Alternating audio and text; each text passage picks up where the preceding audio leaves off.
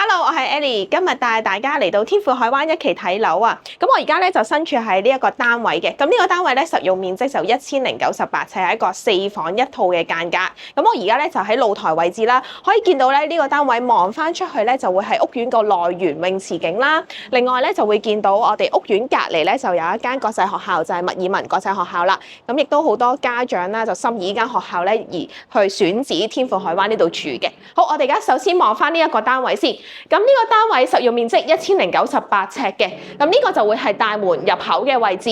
咁入到嚟咧就係客飯廳，咁客飯廳就長方形設計啦，就大約有3.6米闊、9米長嘅。咁所以其實擺嗰個飯廳、客廳個佈局都好分明啦。咁呢度咧就飯廳位置擺到張咁大嘅台咧，咁個活動空間都大啦。咁同埋客廳本身業主咧都係擺咗啲非常之大件嘅梳化啊、電視櫃啦。咁呢度咧都個空間咧都 OK 嘅。咁啱啱咧，我哋出邊嗰個位咧就係露台位置啦。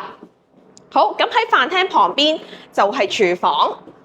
咁呢個廚房咧就雙邊工作台面啦。咁1098尺，仲要開到4房，有呢一個廚房咧個格局都好靚嘅。咁有個工作露台位置，旁邊咧仲有埋個工人套房嘅。好啦，咁我哋另外再睇下睡寢區嘅嗰4間房先。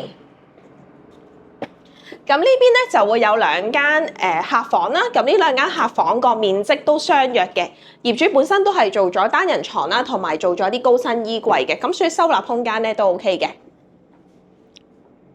咁呢2間房同樣都係望翻我哋啱啱西南嗰個內園景，好，呢度就會係客廁嘅位置。咁係一個明廁嚟嘅，今次2個廁所都係明廁。咁好啦，呢個主人房，咁主人房呢邊同啱啱2間房都係同樣望翻個內園景，非常之舒服。喺另一邊廂呢度擺到雙人床，仲有一個位擺咁大個衣櫃，仲要擺埋電視梳妝台。